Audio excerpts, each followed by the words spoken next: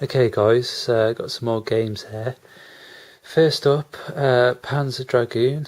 Well, when I got a Dreamcast, one of the things that I kept hearing about is Shenmue. Like when you get a Dreamcast, you have to get Shenmue. You have to play Shenmue. You have to at least try it. So I picked up Shenmue before I got the console. And I did the same with the Sega Saturn. I picked up Panzer Dragoon 1 and 2 because everyone kept talking about Panzer Dragoon basically, and how they were the kind of the standout games for the system. When you hear about the Sega Saturn, you always hear about Panzer Dragoon. When you hear about the Dreamcast, you always hear about Shenmue. So I picked up both the games before I got the console.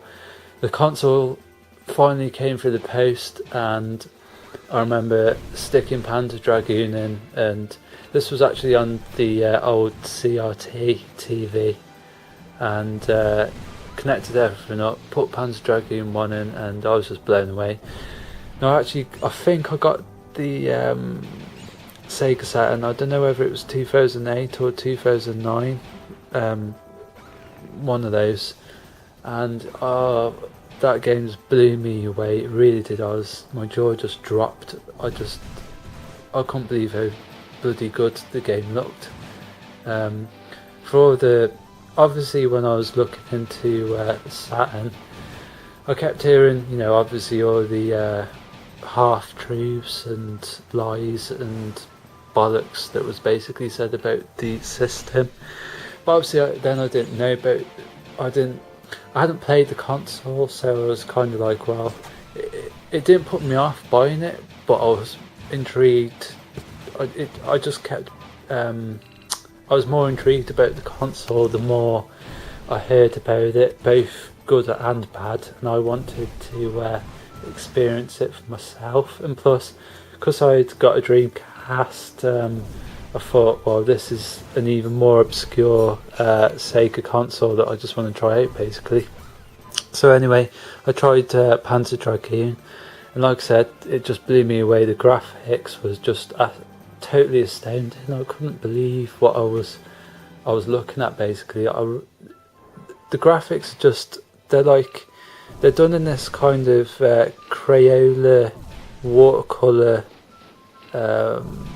pastel kind of way, and it's just timeless. It's not like the graphics just don't age, let's put it that way. Now, as well as being blown away by the graphics, I'm blown away by the gameplay for a console that supposedly couldn't do 3D, or at least couldn't do 3D very well. Here was this game that had this astounding graphics. I could pan the view 360 degrees during play.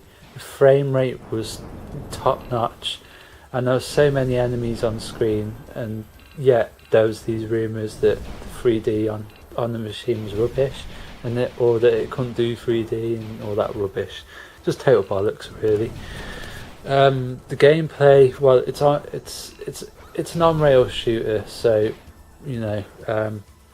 but it's one of the best, if not the best. So can't argue. It's just a great arcade game. One thing I don't subscribe to is, a lot of people say that it's kind of, it's like a space. All it is like the Dreamcast. Sorry. Some people say that it's just like the Saturn version of, Space Harrier. It's basically Space Harrier in proper 3D or whatever. I don't subscribe to that. It's bullshit. So, excuse my language, but some of the crap that people say about the Sega Saturn is just crap. It really is a great game. The music is top notch. The gameplay is top notch. It's the best on rails 3D shooter you'll ever come across. It's just a brilliant game, really. Panzer Dragoon 2, or Zwei as it's known, just basically improved everything. The frame rate's better, the graphics are even better. You've got you can choose again, it's on rails and everything, but in this one it's got like different routes that you can take. The only thing about that is there's much ado being said about Zway's different routes that you can take through a level. The only problem with that I have is try and find those bloody routes through the level. Apparently, I've heard said that you just, as you're going through, you can choose the different routes by going either left or right or whatever. But no matter how much I try and find the different routes and try and turn left or right when I think that I can go a different way, at the end you get, when your score comes up, it'll actually give you a rating. So if you go on like a different route, then that should come up on the screen and go towards your overall score, so you'll know if you've taken a different path or not. So if you don't get a bar there saying, hey, you've got some extra points for taking a different route, then you haven't taken a different route.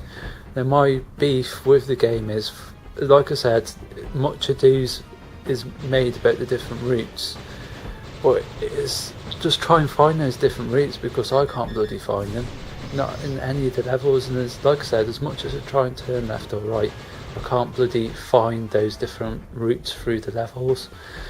I keep meaning to have a look on some of the walkthroughs, but I mean, again, it's an on-rail shooter and there is much ado made about these different routes, but trust trying to find those different routes and get on them is not really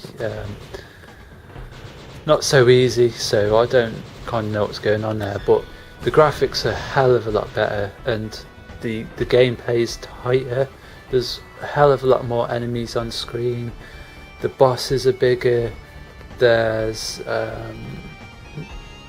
mid-stage or mid-level boss fights, which I like that. What else? The story is a hell of a lot bigger. The story in Panzer Dragoon 1's kind of is very minimalistic. There's just enough there to, you know, see you through to. The story's bare bones basically, but in Zwei it's much more fleshed out. It's as it should have been in the first game. I mean, if I can say anything bad about the first game, which there really isn't, this is just a minor gripe rather than me saying it's bad. So a minor gripe with the first Panzer Dragoon game was just that the story was too bare bones. I do like my stories in games. In Zwei it's much more fleshed out. There's a proper fleshed out storyline, and the storyline's actually a prequel to the first Panzer Dragoon game, so that's pretty interesting. What else can I say about the game? You've got this berserk mode as well. The berserk mode, I really like this. When you first basically, as you shoot all the enemies throughout the level, the more you shoot the enemies, the more it will fill up this gauge. When this gauge is filled up, you tap a button and it releases this kind of berserk mode, and it's basically just this complete and utter frenzy of lasers that shoots out. So you can really do a lot of damage to, say, a boss with the berserk mode.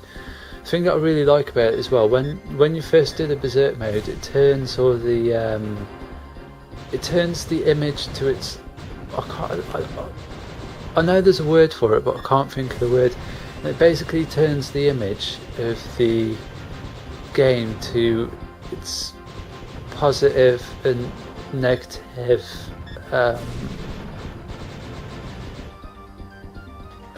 colours. So it's basically really